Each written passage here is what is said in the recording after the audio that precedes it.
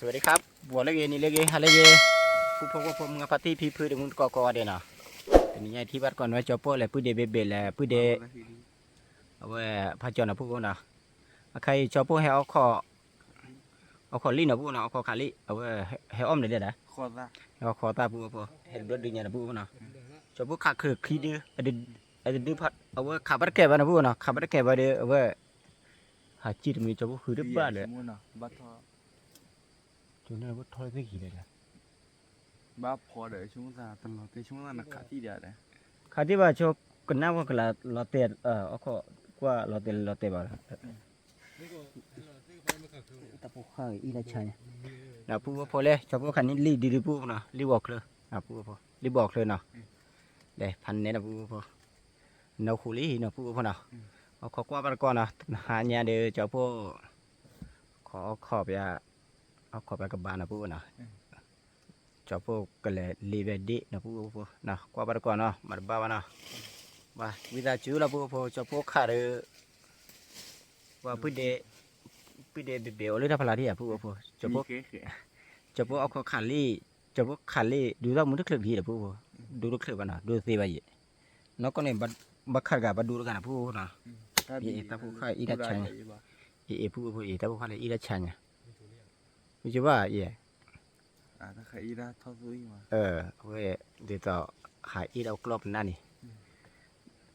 ผู้พกว่าวันก่อนเนาะมาบ้านเนาะวิตาจูเนาะเดี๋ยวบักไว้ที่นี่จะผู้ขาดลีขาดโทษดูต้องมือเคลือคลีไปแล้ววิตาจูปาเจนะผู้นะ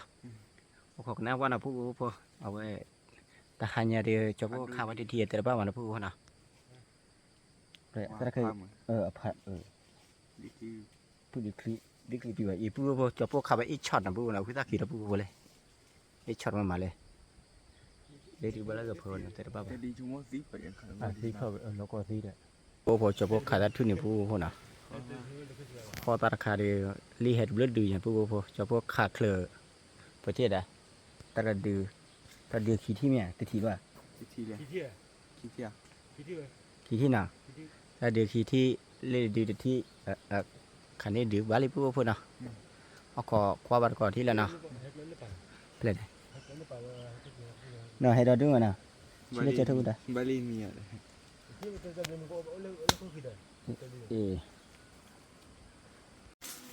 เดี๋ยวผู้ต้องขายอีจะผู้ชายเนี่ยตายยี่มาผู้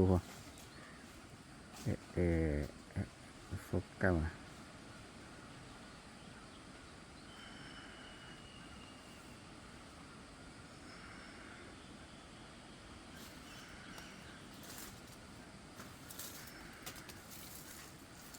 เขากันหน้าได้อีกเลยนะ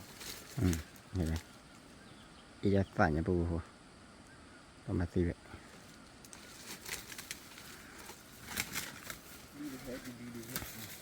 เดี๋ยวผู้จะพูดดีกว่าซะเลย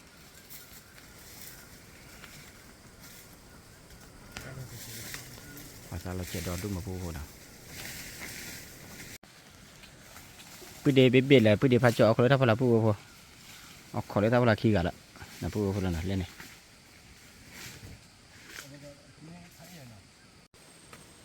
ผู้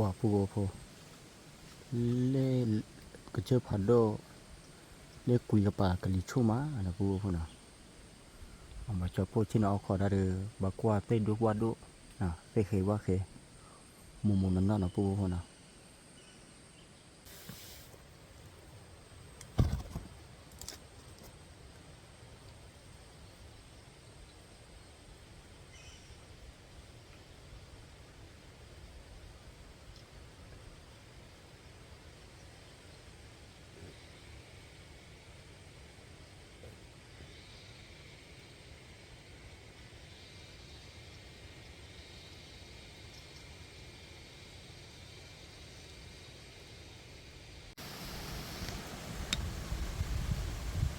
เห็ดดูมาผู้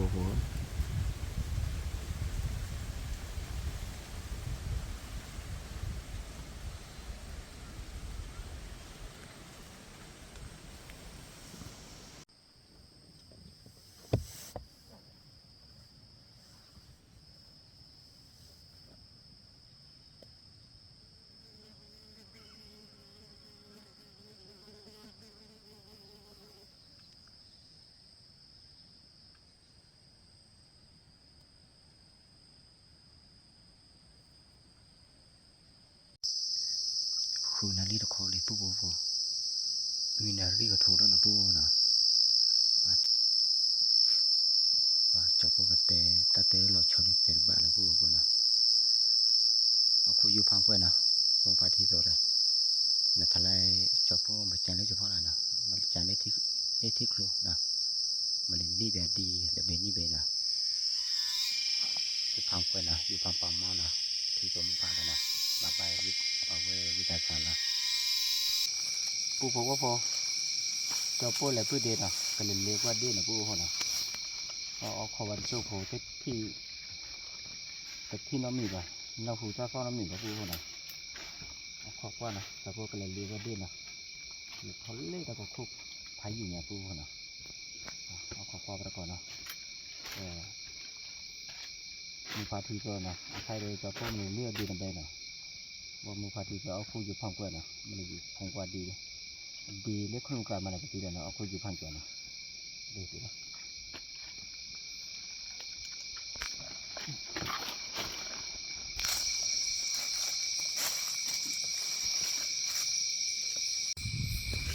เดี๋ยวปูปูเดี๋ยวไปกินเบียร์เนี่ยปูเขาด่าจีเหลี่ยนี่ตาปูข้าตัวเดียวเนี่ยปูข้าได้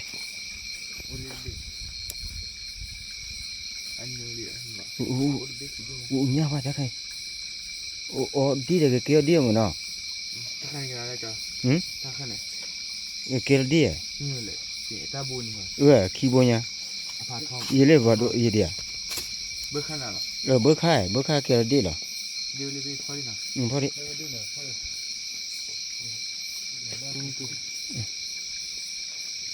ลาก็ได้ดีเลยเหมือนพ่อก็ถึงเพื่อนพ่อดิพ่อขี้เนาะก็พี่ว่าเจ้าเนาะ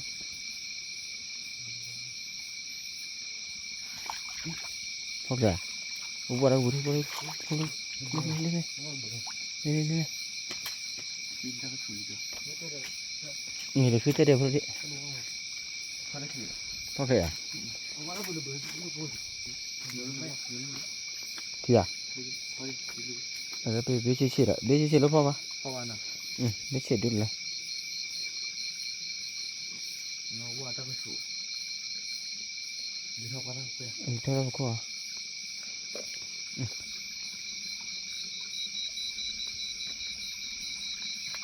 ดีพูดชีวิตสามีอะไรเนี่ย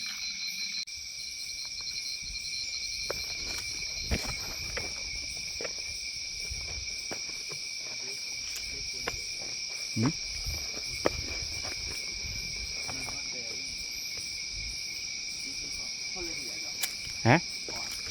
พ่อเด้อทีเดียจุกี้ละพ่อจะเบี้ยเบี้ยเฉยเลยลูกพ่อวานะเฉยดื้อเลย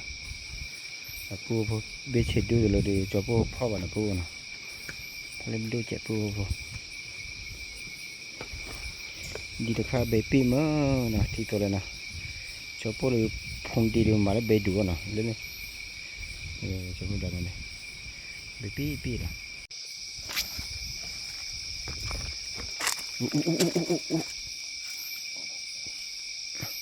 นี่ทำอะไรเนี่ย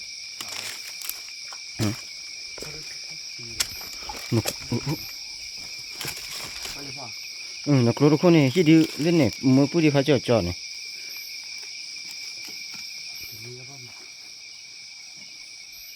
ดีได้เนี่ยจอโลดคนได้จอหลุมนุ่มนอนโลดคน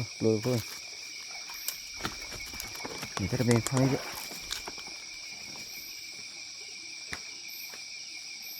โอเคถ้าดูมั้งบอกข้าข้อนี่ดีละเนี่ย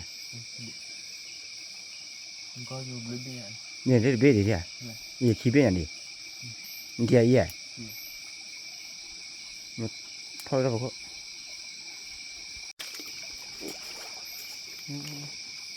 จะพูดเล่นๆก็ได้พูดได้ก็ไปพูดเล่นๆอย่าพูดเล่นๆก็ปูเบี้ยเฉลี่ยเลยปูเนี่ยเบี้ยเฉลี่ยเลยเหรอđi phụ lên lẽ là bu phô กิดอ่ะพ่อเสีย ฮะ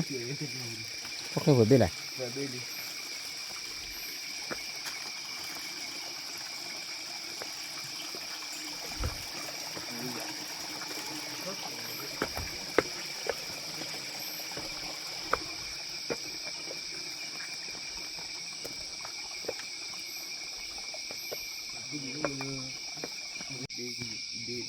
มันเรียกอะไรเนี่ยนี่ ยังพูดสิ เนี่ยผู้เชี่ยวน่ะว่าเลยเบอร์คาบิเวปอะไรวะ พวกเขาเอากระเกียดดีเลยนั่นดิ ตะเบียนเนี่ย ปูเขาเลิกเจ้าผัดด้วยเนี่ย ง่ายเข้าตื้อ ให้เขาตื้อเดี๋ยวปูเขา ง่ายเพิ่ม เงียบเดี๋ยวได้ ง่ายเพิ่ม เงียบเพลินน่ะ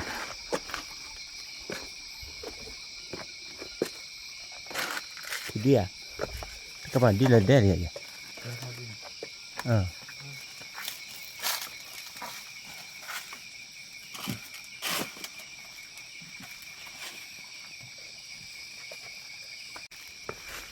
ก็ลิฟต์ตัวดีเลย ทีเดียวฮะ แล้วที่เหลือก็ลิฟต์ตัวดีโอ้ยดี ได้ไปเสร็จเลยมันจะที่ไปดูเลย ก็ลิฟต์อะไรนะแต่บุบดี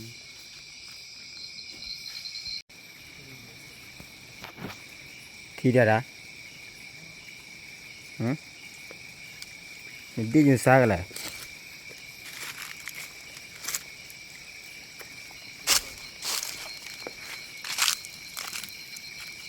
ดีซากเลยบ้านยาละกูเลียมาเบ็ดดูยาละกูเลียนะเบ็ดเชื่อนะขรากูเลียนี่ตีระบา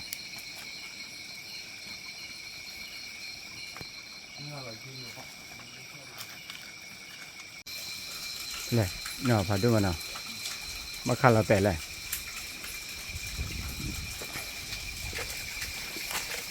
ดีละ ดีไหนเลย ดีละดีหน่อยดีละ ดีกว่ากู เข้ามาต่อเล่นเบสเราจะก็เปิดดีดี ดีกว่ากูเนี่ยมั้ง ราคาตัวนะ ปากกาเตะเลือดเบี้ยเลือดเบี้ยกูโอ้เดี๋ยวเลือดกับปานกูนะเลือดกับปานเลยว่าขาเราเตะแล้วกูโอ้ ดีดีดี เดี๋ยวกูโอ้เลยกูเดี๋ยวขัดดินนะกูโอ้นะเรื่องเดี๋ยวพัดดูเด็ดทิ้งไงล่ะเที่ยเอาก็นะโอเคค่ะ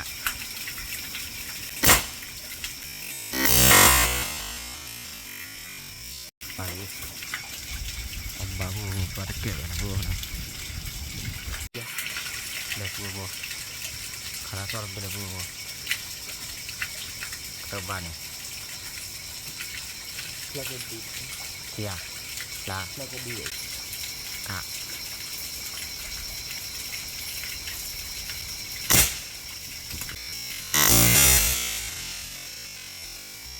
ก็ดีนะ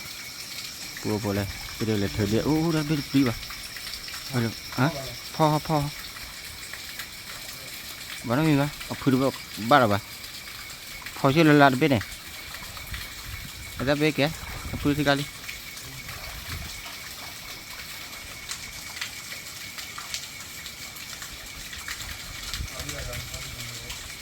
hah kalau ni ya ada cibe ada be mah hah ada be lo teh mana dia ada be kau ada apa dah sorry đây này thôi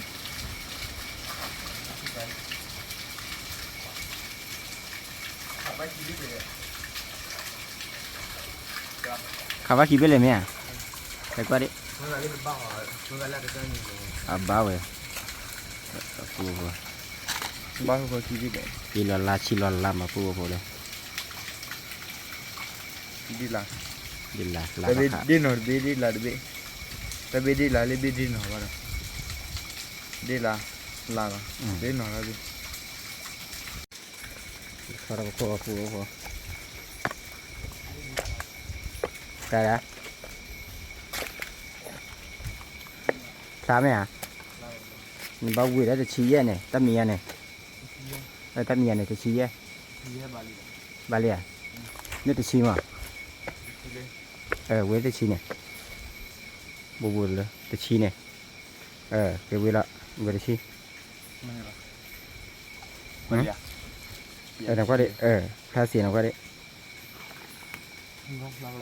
gì này đó chỗ này chí mẹ à khó thì à khó nào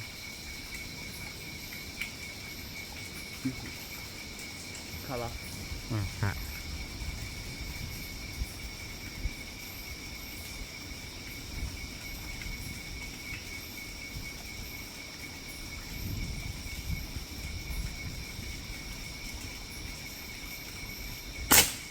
này lấy quá cái chuột chị phản đúng mà mẹ free vào đấy bùa bùa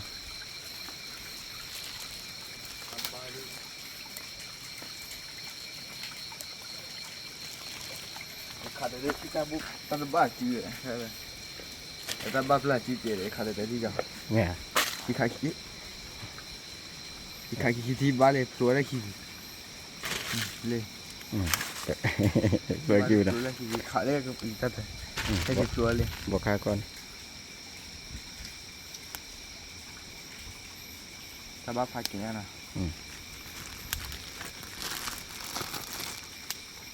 chưa tới đây lấy nó vào là ba từ đây thì khá ba chỉ chị nè từ đây thì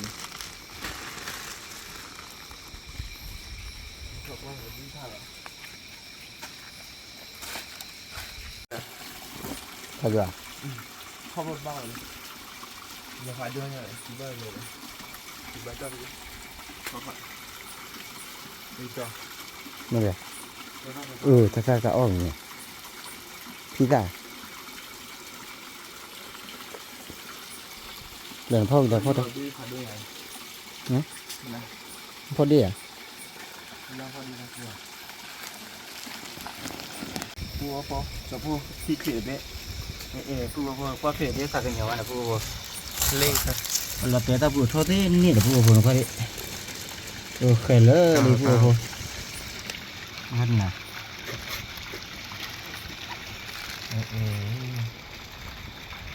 sao bá là phô nào nó có đây phô cái thì tôi làอยู่ไข่เลยเนี่ยว่าละทีนี้เฉพาะเนาะว่าละทีนี้เฉพาะเราบ่ท้อทอตีวันนี้อยู่ได้เราเยอะตายเนี่ยเนาะโอ้ยใช่ว่าข่อยแล้วอ่ะจะป้องมาทำเอาปืนเนาะจะป้องมาทำปืนเรื่องไงเนาะ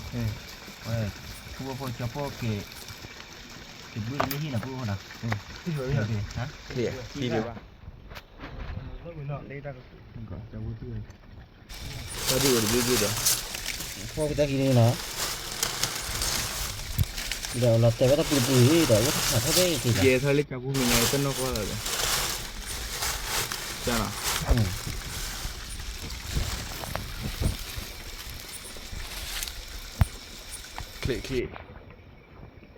clip với phát đua gì sao nào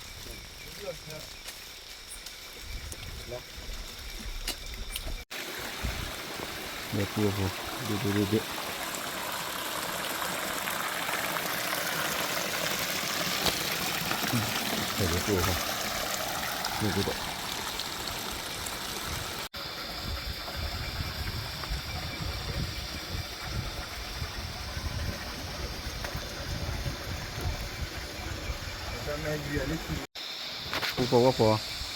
phù quan lên được rồi đấy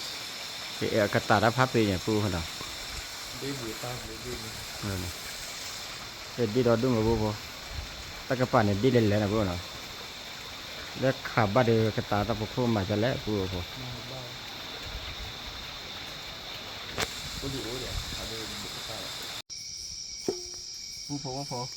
nèจะพูดดีกว่าดีเลยจะพูดนี่ดีต่อเอาก็ดีนะพูดเขานะจะพูดเหลือก็เปิดนะพูดเขาพ่อพูดแล้วพูดเขา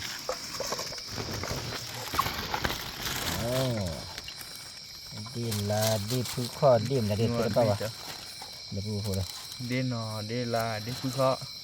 เดี๋ยวบินนะเจ้าพูดเดี๋ยวพอดีฉุดเบี้ย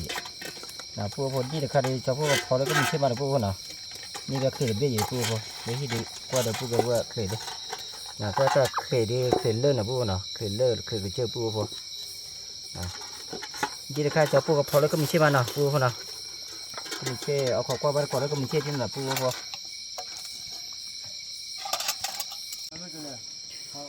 ปูพอว่าพอจอปอชมมดอ่ะกับพอกระตือก็มีเช่มาปะจอปอปุ้ยเด็กเกียร์เราแบบมีเดียวปูพอกับพอไม่พอกระตือน่ะปูพอน่ะนะเว้ยกับพอเด็กปูพอ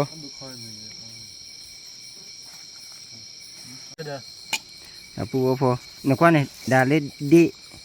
นึกว่าเล็ดดีเนาะเนี่ยเยอะดีเนี่ยชุดแล้วก็เปิดพูดโอ้ยนี่เรื่องมันพื้นนี่ว่าพื้นว่าบอกข้าวเข้าเลยนี่ปูพอกับพอได้เบคีเบนนะปูพอนะ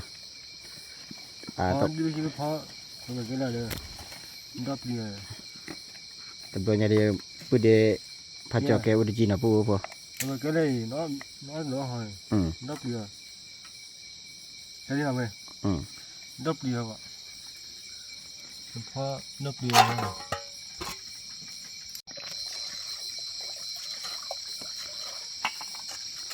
ลูกปูพอเราเบดีว่าพอนะปูนะที่ตัวได้ว่าจะผูกพันนี่ไงเราเบมีนะจะผูกพันนี่ไงเราเบมีก็พอมีเนาะนะเอาพอมีเอาพอสร้างนะเอาพอสร้างหรือสร้างบุตรดีอุดดีหรือว่าพอดีเนาะที่ตัวเอาพอเอาคุยอยู่จนเอาไว้จะผูกว่าเว้ยพัดจอกเอาไว้มาเอาพอสร้างไปเดียวรอบ้าวนะไม่ได้ตัดดอกวัวตัวแหละมือท่านนี่แกอย่าจะตัดดอกมีแต่ตัดขี้เดียวคือตัดดอกบ้าหรือเปล่า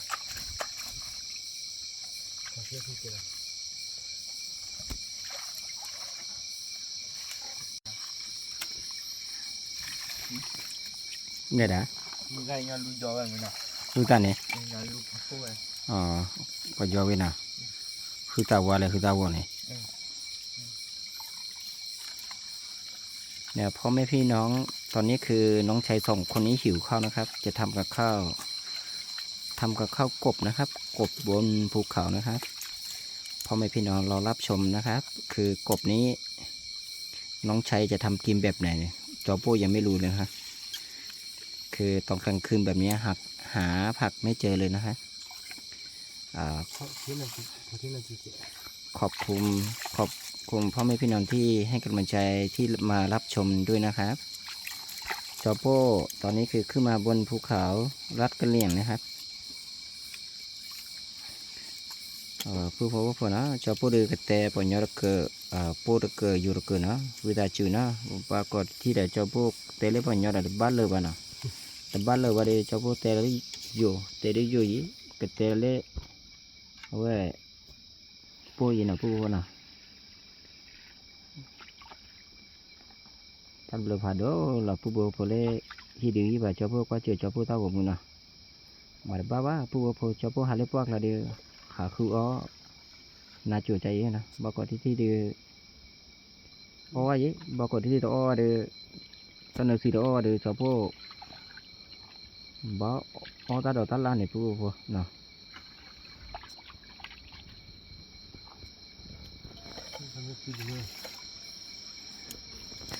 ดีค่ะดีเลยแหละผู้บ่าว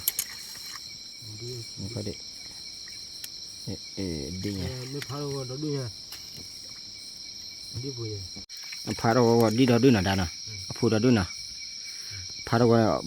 ดีกันนะก็ดีเบรกยาวนะเบรกยาวพอเนี่ยออร์ดพวกนะ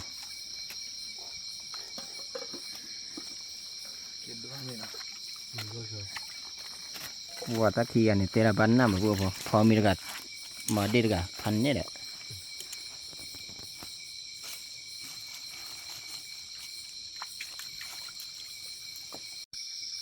ขากลูกเขาเลยล่ะพ่อนั่นเนาะขากลูกนั่นเนาะ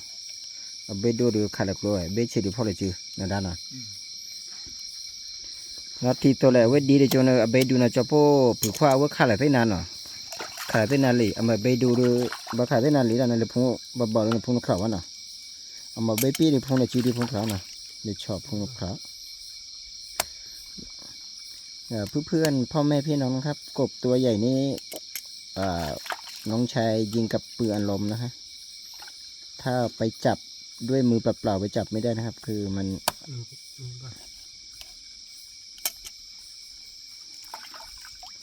ยังไงคือมันจับตัวยากอะตัวใหญ่มันจับตัวยากนะครับถ้าตัวเล็กคือมันจับตัวง่ายหน่อยตอนนี้ทำกินกบอร่อยๆนะครับน้องชายวันนี้คืนนี้น้องชายจะโชว์ฝีมือนะครับเอาไว้ตาหเนี่ยเดี๋ยวเพื่อเดี๋ยวเอาไว้โชว์ยาฝีมือเนาะมาเลยจะบ้าวะจะพูดว่าเพื่อเดี๋ยวพอเจอจิ๋วล้อผ้าอยู่เลยอันนี้แย่ชีเลยแย่ชีเลยแย่ชีเลยป้าเกล้าบ้านะมันคืออะไรก็มาโตตัวบุญละมาไปไว้อะมาไป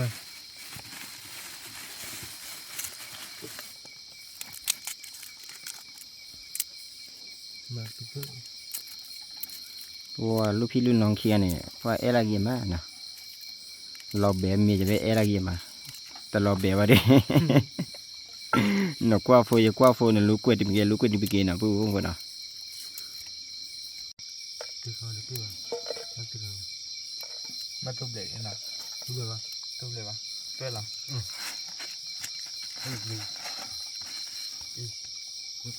วันนี้ก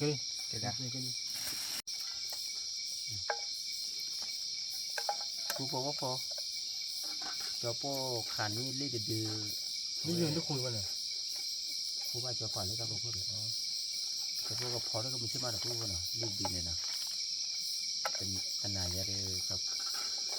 ขอปาเจ็บดูผู้คนนะเพื่อนนะครับว่าตอนบ่ายนี่เจ้าพ่อยิงก็เราได้ตัวหนึ่งนะฮะพอเราตัวนั้นเจ้าพ่อทำทีมพรุ่งนี้คืนนี้จะทำยีกบก่อนทำยีกบตลอดมดขึ้นมาเยอะเลยมันเชื่อมันคือแต่ที่ตัวนั้นเจ้าพ่อมา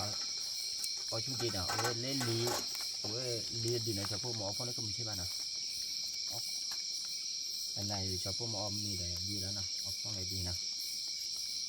ว่าจีบแค่มานะว่าคือมาเนี่ยปัดล้อลีเพื่อนนะคือที่เนี่ยนี่ใช่ไหม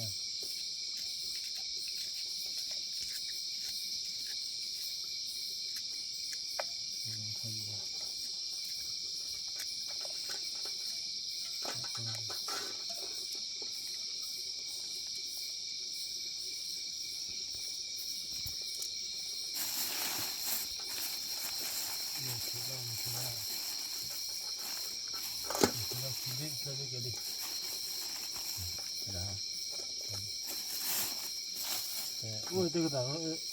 ต้นข้าวมาเจอแล้วก็ได้ให้ออดด้วย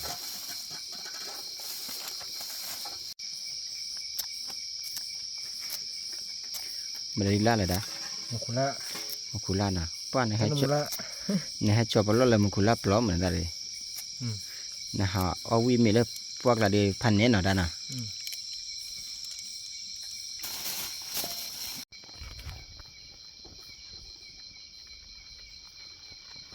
มันจะเรื่องก็ไม่ได้จิ้มหรอก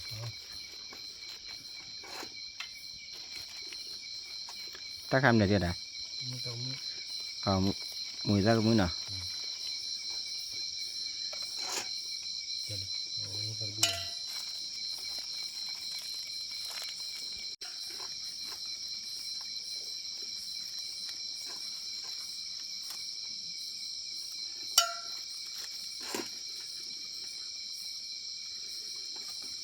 อีก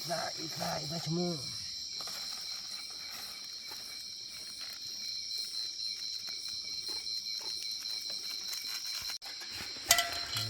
ใช้ลูกทีละนี่เชยแล้วก็ทีใช่ก็ได้มีเดียบุกมีเดียนะไม่ใช่ขวาบาเลย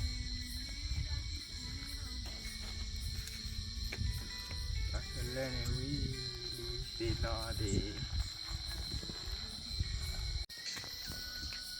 ปูปูพอมีดีนะใครเด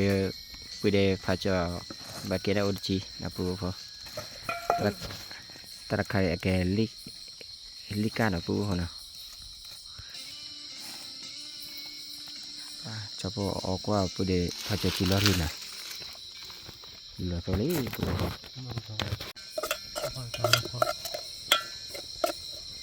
โอ้ตัวนี้จิ๋ว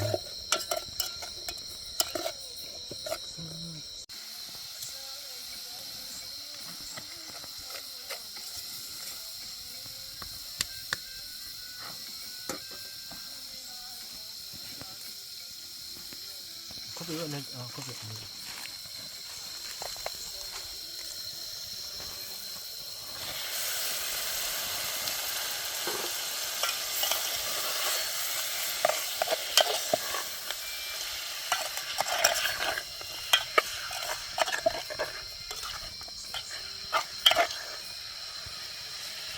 mua thì đi ba mua thì có mà còn thì chưa cả mua có mà cái bố này thì nào แกพอฟูพอที่จะเลยน้องก็รออีกแล้วนะฟาดกันนี่แหละฟูโบพอ คือน้ำยามันนี่เชื่อเขาเชื่อเราก่อนครับ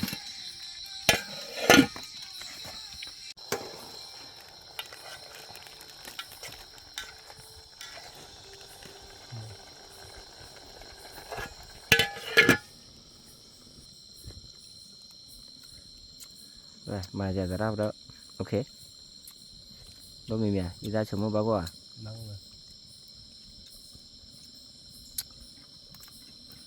mà đã chưa nè cô dạ lưu phi chỉ lo đây nó tè cô rồi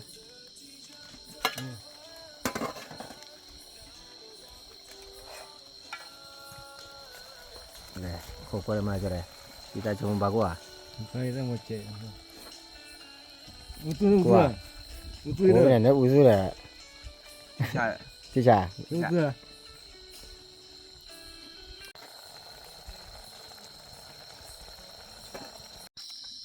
nghe phải đi đu với cô cho là cái đu là cái đu đấy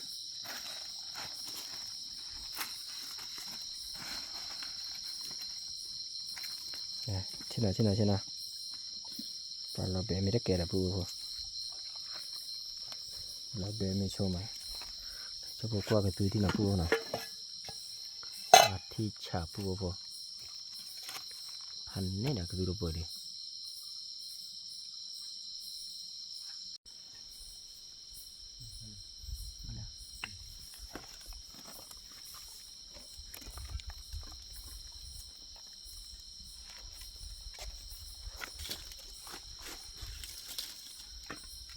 cô bút tự nữa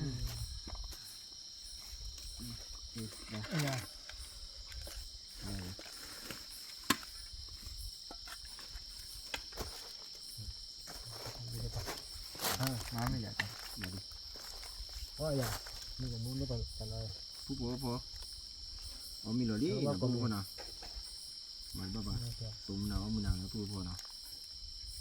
cóบางทีน้องตอนนี้คือจะกินข้าวแล้วนะครับกินข้าวกับน้องชาย2 คนแล้วพวกคนอีก3 คนนะครับแกงกบอันนี้คือจะพวกสังวัตินะคือเดพันธุ์จุลมาจากเนี่ย người ta khó rồi วัติจะตัวพวกที่ตั้งหอบาปุระไม่ได้ nhớ chưa nó chơi bàn này ra mà anh phải chơi bàn này chơi người ta họ thì chơi mà cái bộ tí sao mà cứ để vào chờ chứ đâu biết nhỉ đây là chân nhá là cái bộ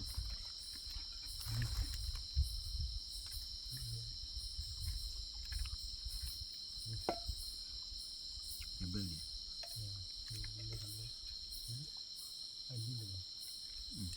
audio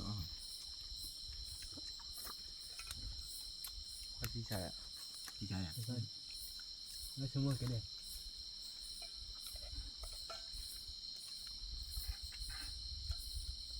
เวลาปฏิเสธว่าโอ้เลยมันชอบปฏิเสธว่าจะว่าอะไร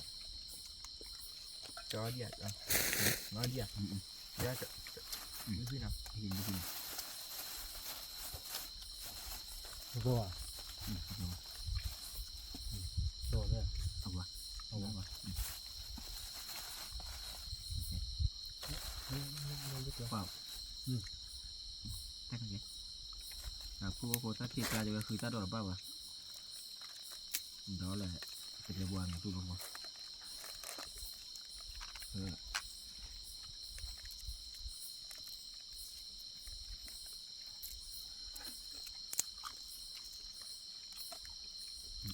chút chậm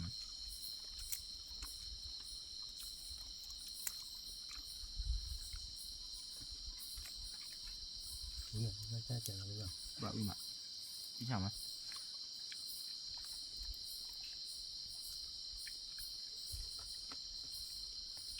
và mì phục vụ xong phục vụ lên lì ghê ba khai mâm ạ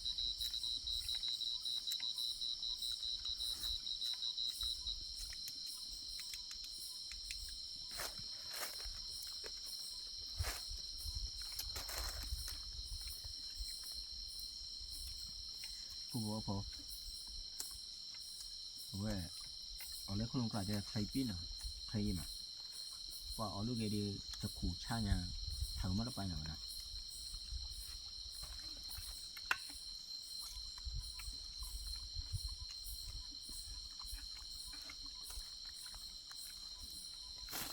มันก็ตัวว่าจะขู่ช่างมาปูก็ปู อันนี้มันแต่โอ้กูรู้เลย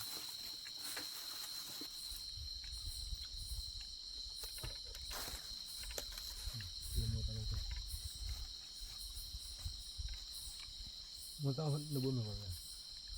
มาถึงมันต้องบุญเลย cho cái này mà người ta ai tiền mà người ta trả đi à ได้เนาะ ไม่ดีเลยมันมาพอแล้วแค่เนี่ยให้ว่าวันยังสิหนอนี่trả đi à như đi คือก็ nó có lần ra tờ mà người ta lại tiền trả đi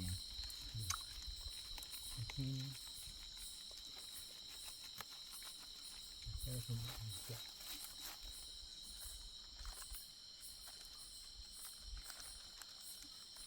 ว่าสัตว์อะไร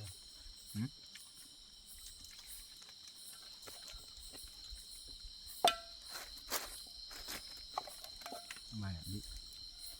mà cho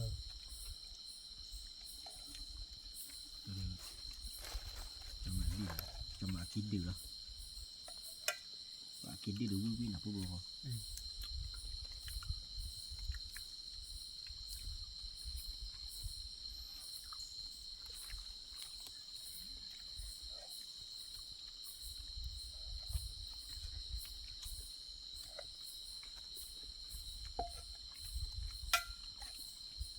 น้ำมันจะเสียนะ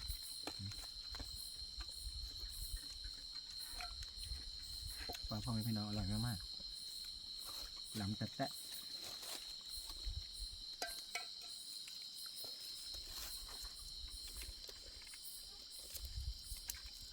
ว่ามีขี้ปูแลกระดื้อกระปุเตอร์แต่กระปุยด้วยหน่อยแรงมันหนักว่าปวดละ เขาเอาอะไรจะแล้วว่าพอกูเบล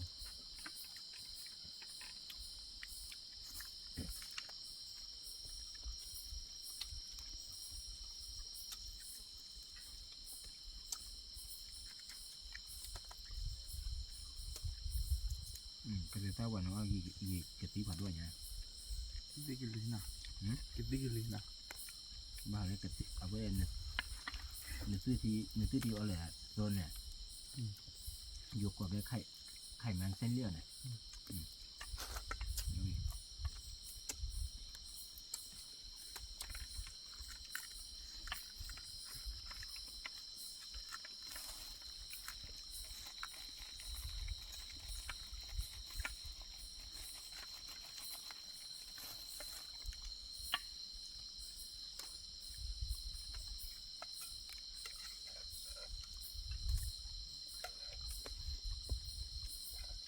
พอ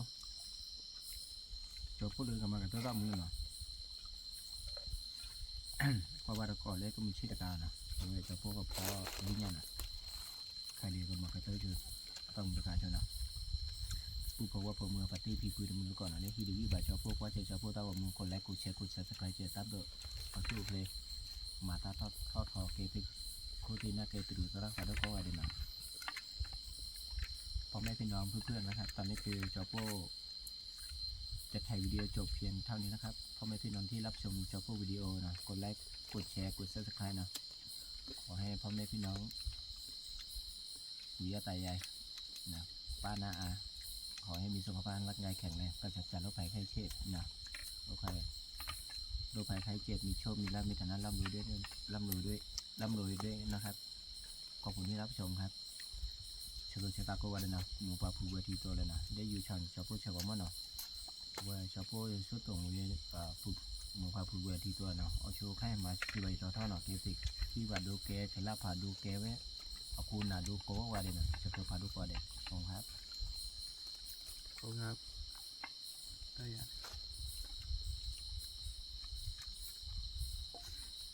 มันทำได้ยังไง ช่วยกันช่วยกัน